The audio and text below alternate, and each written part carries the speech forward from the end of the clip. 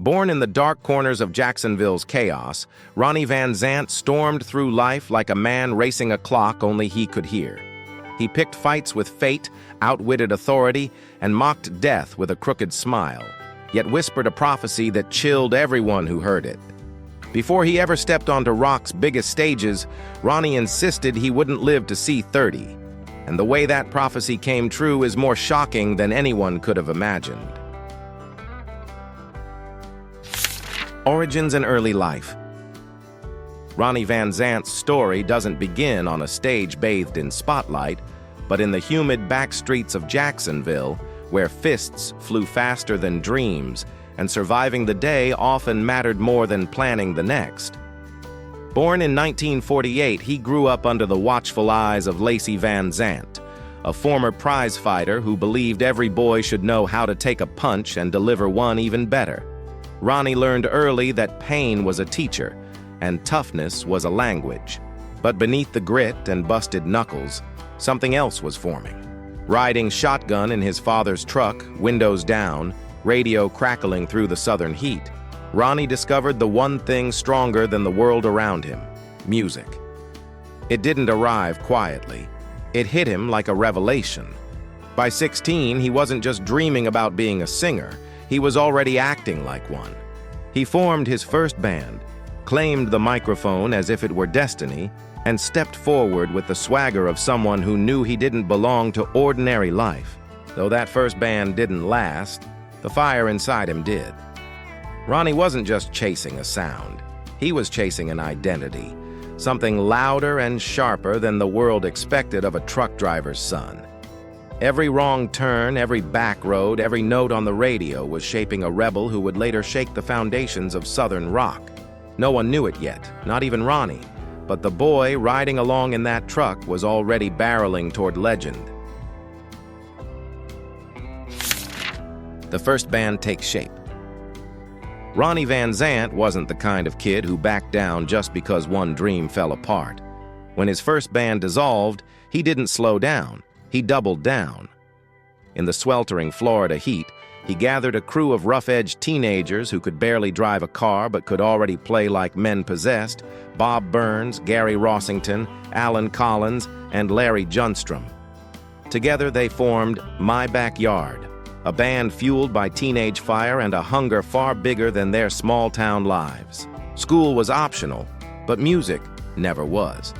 Every free minute was spent chasing a sound that none of them could explain yet, but all of them felt. They lugged their battered instruments from one family home to another, shaking walls, rattling dishes, and pushing the patience of every neighbor within earshot. Cops were called, complaints piled up, but nothing, not noise, not rules, not angry parents, could quiet what they were building. When the suburbs grew too small to contain them, Ronnie's father helped the boys move into an abandoned shack on a lonely farm outside town. The place was falling apart, blisteringly hot, and smelled like a dare no sane person would take. They called it Hellhouse, and in that suffocating little room, they weren't just practicing, they were transforming. Night after night, sweat pouring, amps crackling, the boys carved out something raw, loud, and unmistakably theirs. They weren't just a neighborhood band anymore. They were becoming a force, and Hellhouse was their crucible. No one outside that little shack knew it yet, but the sound being hammered out in the darkness would soon redefine Southern rock and rewrite Ronnie Vanzant's destiny forever. The birth of a name. In those early days, the boys weren't just testing riffs, they were testing identities. Every gig meant a new name: the Wildcats, the Sons of Satan, the Conqueror Worm, the Pretty Ones, even the mysterious 1%. They weren't pretending to be different bands, they were searching for what felt like them. But the name that would echo through rock history didn't come from inspiration, it came from rebellion. Most of the boys attended Robert E. Lee High School, a place where rules were stricter than Sunday sermons. Hair short, shirts tucked, socks mandatory. It was everything a future rock legend hated. Ronnie fought the dress code the way he fought everything, boldly and creatively. He slicked his long hair with Vaseline to hide it from teachers, fooling everyone except the one man he couldn't escape. the iron-fisted gym coach, Lynyrd Skynyrd. Skynyrd patrolled like a hawk, catching Ronnie and his friends with their hair dripping past the collar after showers, sending them straight to suspension. One by one, the boys grew tired of the relentless policing. Gary Rossington finally had enough, flipped the coach off, and walked out of school for good. A few nights later, under the smoky lights of the Forest Inn and in front of a crowd filled with classmates who knew exactly who Lynyrd Skynyrd was, Ronnie made a move only he would dare. He grabbed the mic, smirked, and announced the band's new name, borrowed straight from the man who spent years trying to tame them, Lynyrd Skynyrd. The crowd erupted. The name was a joke, an act of revenge, a middle finger wrapped in Southern swagger. But it was also something more, something that felt right in a way none of the others ever had. It wasn't just a name, it was a declaration, a line in the sand, and Ronnie Vanzant had just stepped over it. Love, loss, and the quiet before the storm. For a man destined to shake the world, Ronnie Vanzant's early years in love were anything but calm. In the mid-1960s, when Lynyrd Skynyrd was still little more than a loud dream echoing out of Hellhouse, Ronnie met Nadine Ensign, a girl who seemed to offer something he rarely felt: stability. By January of 1967, they were married, and soon after they welcomed a daughter, Tammy. For a moment, it looked like Ronnie might settle into a quieter life. He took a job at his brother-in-law's auto parts store, clocking in each day like a man trying to convince himself that normalcy could ever fit him. But Ronnie wasn't built for routine. A daily grind couldn't cage a spirit that lived off adrenaline, chaos, and music loud enough to drown out everything else. The marriage began to crack under the weight of who Ronnie truly was, and who he wasn't willing to become. In 1969, the relationship fell apart, and the divorce left him standing at a crossroads. But fate didn't give him long to stand still. That same year, he crossed paths with Judy Seymour, a woman who didn't try to tame him, but seemed to understand the fire burning in him. They married, had a child, and for a brief stretch, life looked less like a storm and more like a horizon he might be able to reach. Meanwhile, Lynyrd Skynyrd was crawling from smoky bars toward something dangerously close to greatness. They recorded a demo, caught the attention of Capricorn Records, and just when everyone expected Ronnie to leap at the chance, he shocked them all by turning the deal down. It wasn't fear, it wasn't doubt. 3 years of fire and reinvention.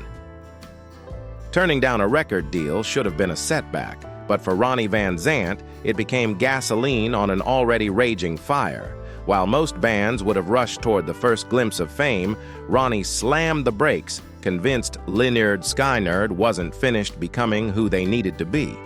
And so began 3 of the hardest, wildest, most defining years of their lives. The band lived on the road, bouncing from one smoky dive bar to another, places where the stages were small, the floors sticky, and the crowds loud enough to drown out doubt.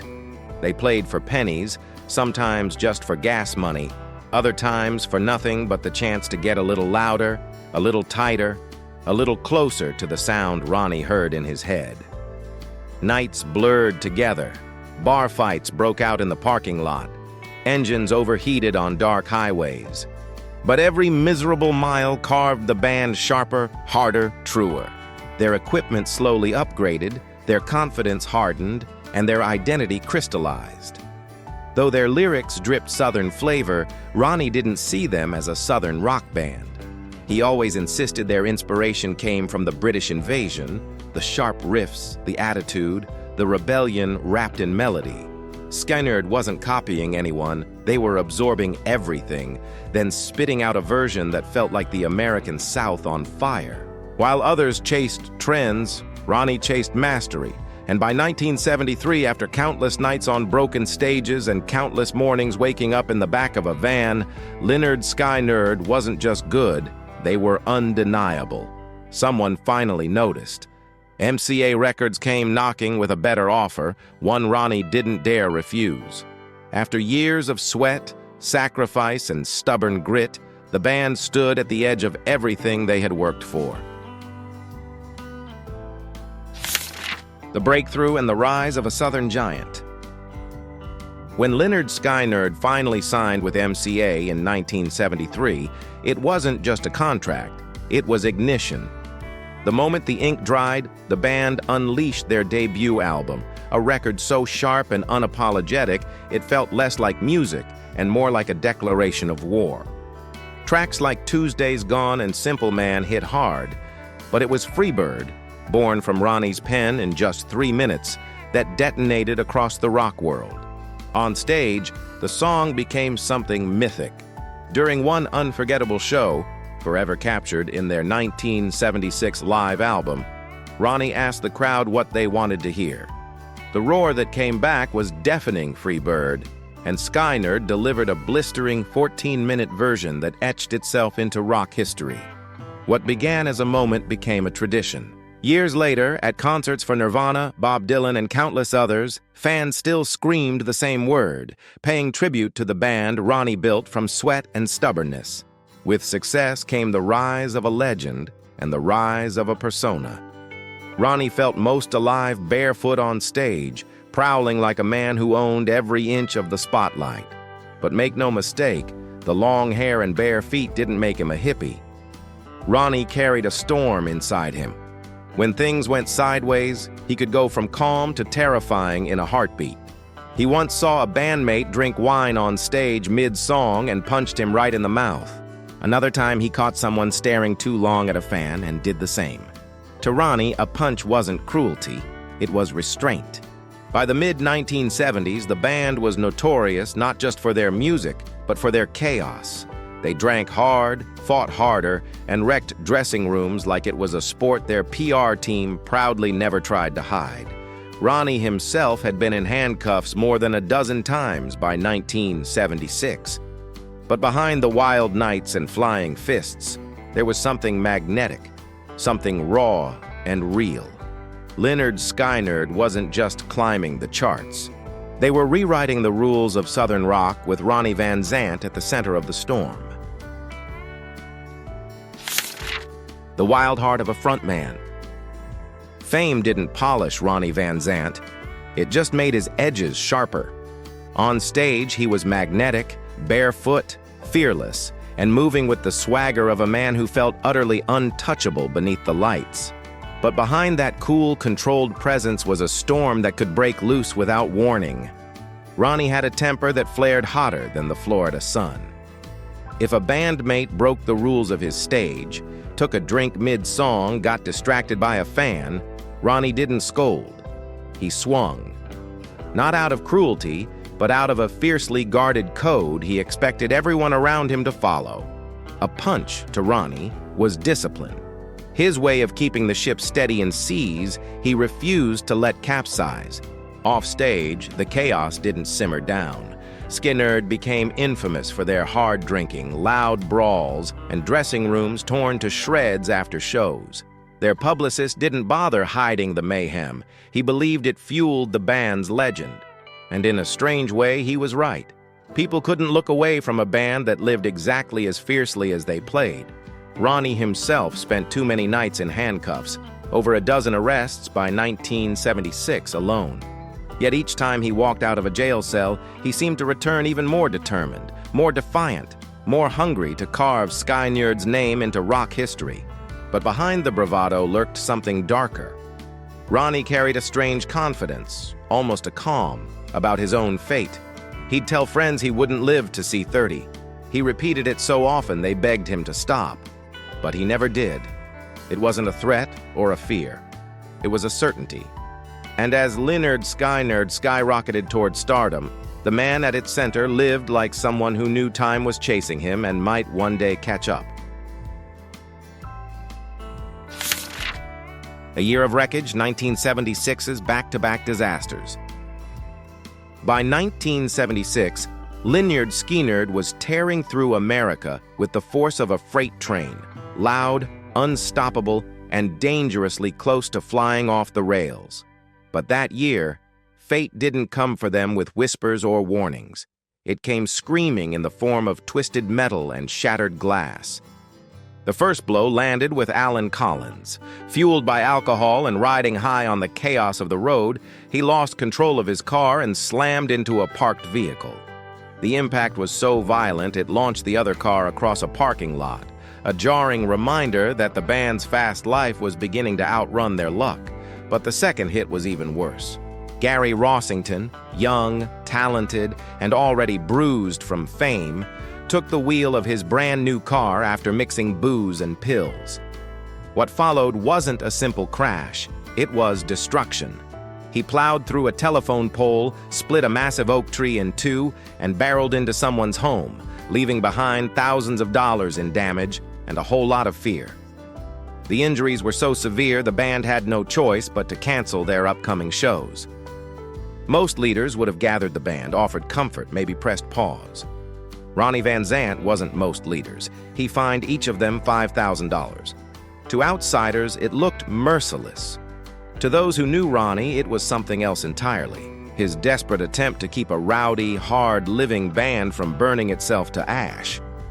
But even he couldn't ignore the pattern forming around them. These weren't random accidents. They felt like warnings, ominous ones. Skynyrd was rising fast, too fast, and the universe seemed determined to remind them that nothing climbs without risking a fall. The shadow of a prediction. Long before tragedy ever touched Lynyrd Skynyrd, Ronnie Vanzant carried a whisper in his voice that unsettled everyone who heard it. He didn't say it dramatically. He didn't say it for attention. He said it like a simple fact of life. He wouldn't live to see 30. At first, friends rolled their eyes. Then they begged him to stop saying it. But Ronnie never wavered. The words followed him from green rooms to tour buses, spoken with a calm so eerie it chilled even the toughest men around him. His father, Lacey Vanzant, would later reveal something even stranger. He believed Ronnie had a kind of second sight, an intuition about things that hadn't happened yet. And the closer Ronnie crept toward his 30th birthday, the more certain he became. It wasn't fear, it wasn't superstition, it was acceptance. Then came Street Survivors. Released on October 17, 1977, the album's cover showed the band standing on a city street engulfed in flames. Fans thought it was bold, critics thought it was edgy, but to those who had heard Ronnie's dark predictions, the image felt like a warning. And Ronnie himself wasn't helping calm the nerves. In the months before the tour, he began calling himself the Mississippi Kid, despite having no real connection to the state.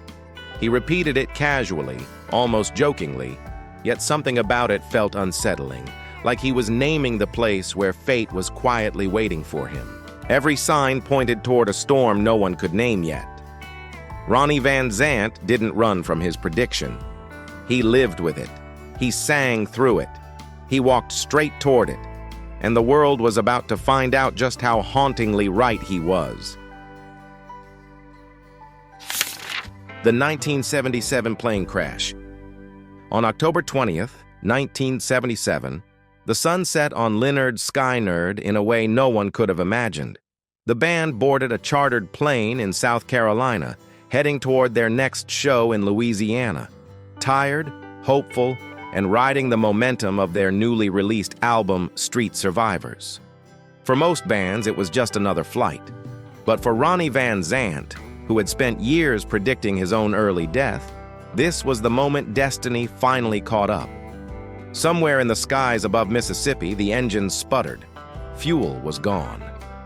The cockpit sent back a chilling message: brace for a crash. Inside the cabin, panic surged. Some prayed, some cried. Ronnie sat quietly, almost strangely calm, as if he had been expecting this moment all along. The plane tore through the treetops near Gillsburg, Mississippi. A violent impact hurled Ronnie forward, his head striking with fatal force. He died instantly. 29 years old, just 87 days short of the birthday he had always claimed he'd never reach.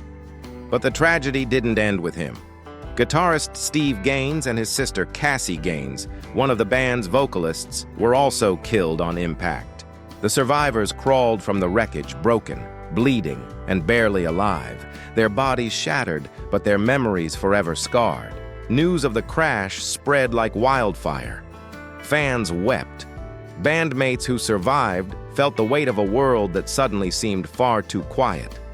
At Ronnie's funeral, people collapsed from grief, unable to bear the magnitude of the loss. He was laid to rest with his favorite fishing pole and his trademark black hat, symbols of a life lived fiercely, defiantly, and far too fast. The wreckage in Mississippi didn't just end a band's rise. It fulfilled a prophecy and froze Ronnie Vanzant in time, forever young, forever legendary. A Restless Rest, the funeral, and the 2000 grave disturbance. Ronnie Vanzant's funeral was not just a goodbye, it was an emotional collapse. Fans, friends, and family poured in, many unable to stand under the weight of what had been lost. Some people literally fell to their knees from grief, overwhelmed by the silence left behind by a man who had lived at full volume. Ronnie was laid to rest with two things he loved deeply: his favorite fishing pole and the black hat that had become part of his legend. It felt fitting, almost poetic, an outlaw poet resting with the symbols of his own restless soul. For years, his grave became a pilgrimage site. Fans traveled from across the country to pay respects, to leave flowers, to touch the stone that marked where a piece of rock history slept.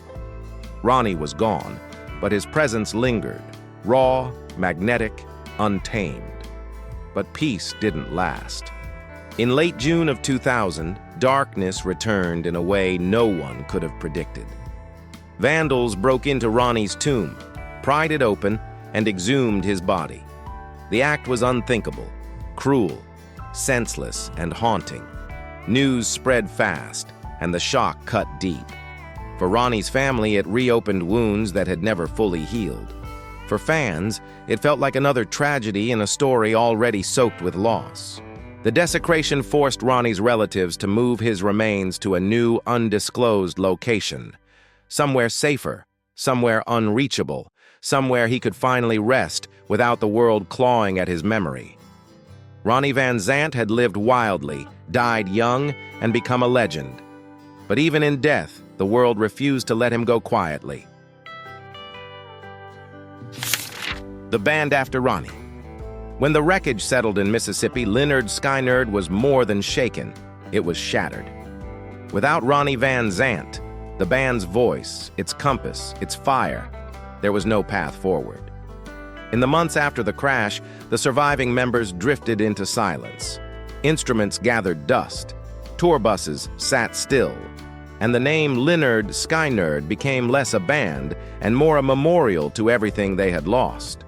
For a full decade, Skynyrd remained frozen in time. But legends don't stay buried, not when the music refuses to die. In 1987, on the 10th anniversary of the crash, the surviving members reunited for a tribute tour. Crowds surged in, not just to hear the songs, but to feel the spirit of the man who made them unforgettable. And for that tour, a familiar voice stepped up to the microphone. Johnny Vanzant, Ronnie's younger brother. Johnny didn't try to replace Ronnie. He honored him. His voice carried echoes of the same grit, the same Southern soul, the same fire that had defined his brother. And fans embraced him, not as a stand-in, but as a living link to the heart of Skynyrd. What began as a tribute turned into a rebirth. The band kept playing. Albums followed. Tours grew. Crowds multiplied. Against all odds, Lynyrd Skynyrd lived on. Not as a copy of what once was, but as a testament to resilience, brotherhood, and the power of songs that refuse to fade. Ronnie Vanzant's absence was felt on every stage, in every spotlight, in every roar of Freebird from the crowd. But through his brother's voice and the band's determination, his legacy didn't just survive, it soared. The feud with Mick Jagger and the Rolling Stones. Long before Lynyrd Skynyrd became a household name, Ronnie Vanzant had already built a reputation as a man who didn't bow to anyone, especially not to rock royalty. And nothing proved that more than the moment Skynyrd crossed paths with the Rolling Stones. In 1976, the band was invited to open for the Stones at the massive Knebworth Festival in England. The stage itself was shaped like the iconic Stones logo, a giant mouth with a bright red tongue stretching out toward the crowd. It was sacred ground, a symbol Mick Jagger treated like a throne.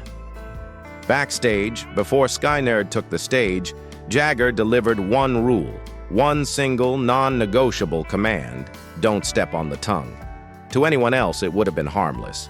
But to Ronnie Vanzant, it was a challenge.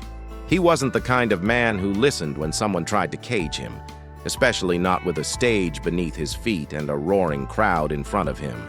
So when the band launched into their set, Ronnie led his men straight onto the forbidden tongue, planting themselves right where Jagger said they couldn't go. And they didn't just stand there. They played Freebird, loud, proud, defiant. The crowd went wild. Jagger didn't. That moment sealed the feud. Skynyrd was never invited to share a stage with the Stones again. And Ronnie, never one to let a grudge go quiet, sometimes stepped on stage wearing a shirt that read, "Who the hell are the Rolling Stones anyway?" It was classic Ronnie, fearless, unapologetic, and always ready to push the line just to prove he could. In a world full of rock legends, he wasn't intimidated by anyone. If anything, he made sure the Giants knew he wasn't afraid to stand on their tongue and steal the show. The myth of Ronnie Vanzant, a legend forged in truth. Ronnie Vanzant didn't become a legend because he chased fame. He became one because he never pretended to be anything other than exactly who he was. In a world full of rock stars draped in glitter and ego, Ronnie walked on stage barefoot, in a simple hat, with a stare that said he didn't need theatrics. He was the show. His power came from a rare kind of honesty, a rawness that couldn't be faked or polished. He wasn't a classically trained singer. He wasn't a poet in a quiet room. Ronnie wrote lyrics like he lived life, fast, loud, and brutally truthful. Every word he sang came straight from the gut. Songs like Simple Man and Freebird didn't sound like they were crafted in a studio. They sounded lived in, scraped from the soul of someone who knew hardship, joy, regret, and defiance in equal measure. And people felt that. Fans didn't just listen to Ronnie. They believed him. Offstage, he didn't act like a celebrity. He was still the Jacksonville boy who could throw a punch, fix a fishing line, or sit on a porch and talk about life like any other Southern man. That authenticity made him magnetic. He was larger than life, but never unreachable. After his death, Ronnie didn't fade into memory the way so many artists do. Instead, his spirit grew louder. Musicians cited him as a blueprint. Fans treated his lyrics like scripture. Young singers borrowed his grit, his plain-spoken wisdom, his refusal to bend for anyone, not even fate. Ronnie Vanzant didn't just front a band, he built a myth, one rooted not in mystery but in truth, and that truth made him eternal. Lynyrd Skynyrd's cultural impact, a legacy that refuses to fade. Lynyrd Skynyrd didn't just leave their mark on music. They carved their initials into American culture with a knife that's still sharp today. Long after the crash, long after the smoke cleared, their songs kept echoing across generations like battle cries for anyone who ever felt pride, pain, or rebellion humming in their bones. Freebird transformed into more than a song. It became a cultural phenomenon. Fans at concerts around the world still scream its name at musicians who weren't even born when Ronnie walked the earth. It's not a joke. It's a tribute. A living reminder that some songs grow so big they stop belonging to bands and start belonging to everyone. And then there's Sweet Home Alabama, a track that went from Southern anthem to worldwide shorthand for a state of mind. Loud, proud, and unapologetically free. Movie directors use it to set the tone.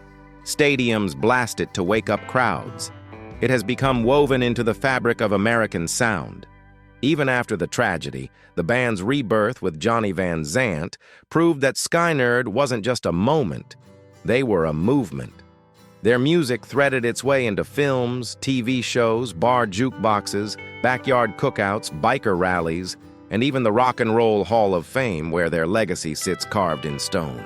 But the most powerful part of their impact isn't in awards or playlists. It's in the way people feel when those first guitar notes ring out. The way entire crowds lift their voices, not for a band, but for an idea that life can be wild, messy, heartbreaking, and still unbelievably beautiful. Lynyrd Skynyrd didn't just survive history. They became part of it. And through their music, Ronnie Vanzant's spirit lives on, louder than ever,